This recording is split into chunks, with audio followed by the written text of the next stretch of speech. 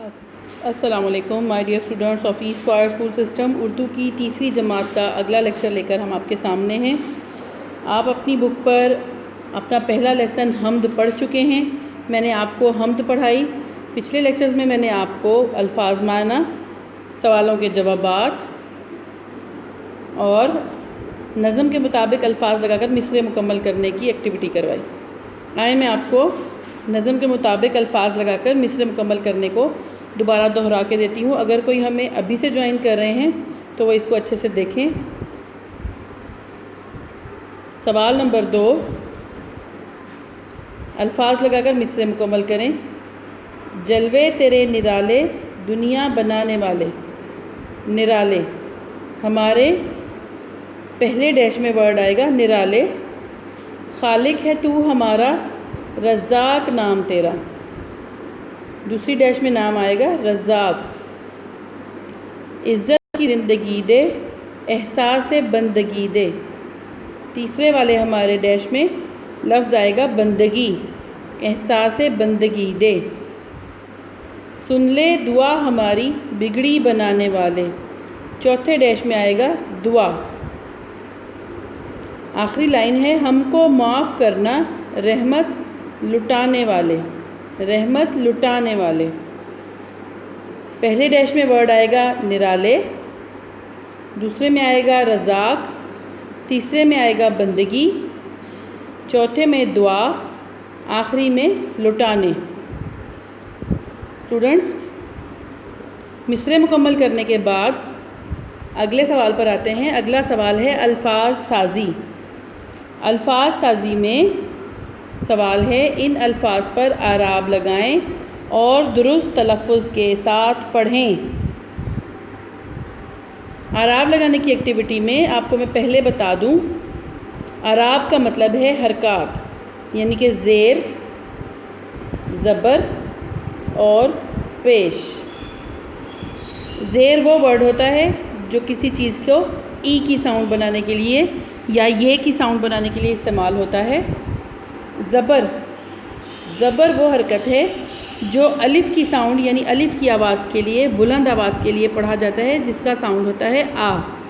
زیر کا ساؤنڈ ہوتا ہے ای، زبر کا ساؤنڈ ہوتا ہے آ۔ اور پیش، پیش وہ حرکت ہے جو الفاظ کو گولائی کے لیے استعمال کرتے ہیں، جس کا ساؤنڈ ہے او یا او، جیسے کہ خاموش ورڈ میں خاموش۔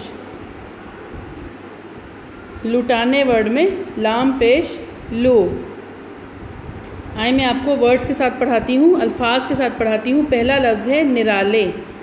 نون زیر نی، رے زبر را، الف ساکن، لام زیر لے، بڑی یہ ساکن، نرالے۔ دوسرا لفظ ہے خالق۔ خ زبر خا، الف ساکن، لام زیر لی، کاف ساکن، خالق۔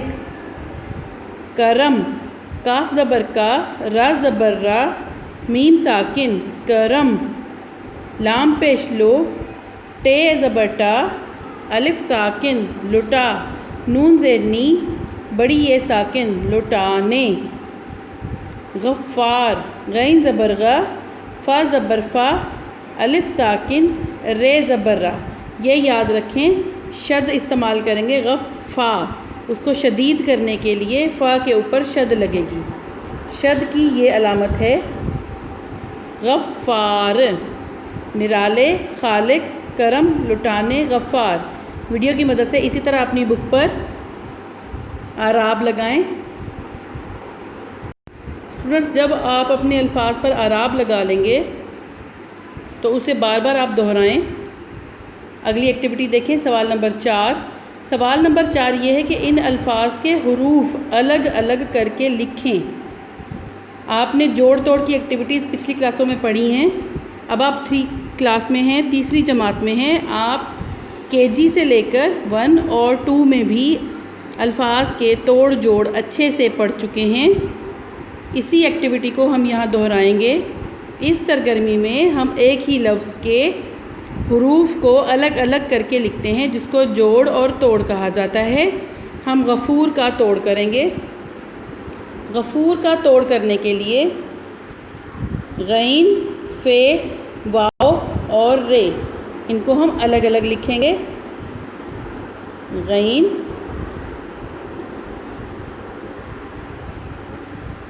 آپ دیکھیں غین، فے کی آدھی شکل واو اور رے، غفور۔ آپ الفاظ کو اسی طریقے سے توڑ کر لکھیں گے۔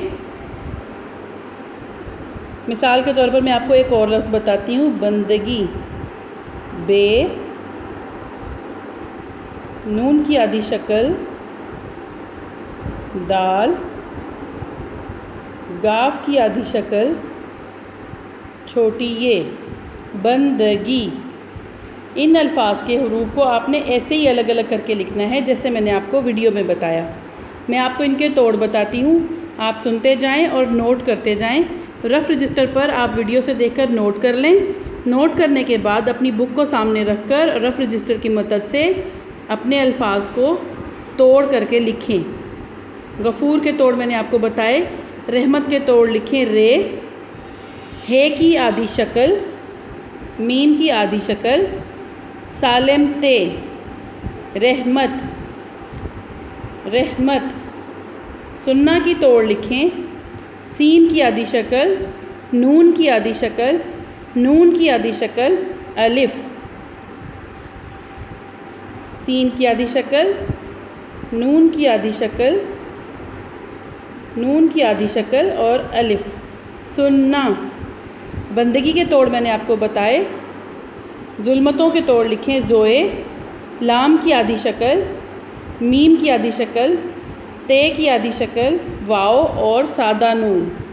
سادہ نون وہ نون ہوتا ہے جس میں نقطہ نہیں ہوتا۔ اسٹوڈنٹس، آپ اس ویڈیو کی مدد سے اپنی کتاب پر ان ایکٹیویٹیز کو، ان کتابی سرگرمیوں کو حل کریں اور بار بار دہرائیں تاکہ آپ اس میں ماہر ہو سکیں۔ بہت شکریہ۔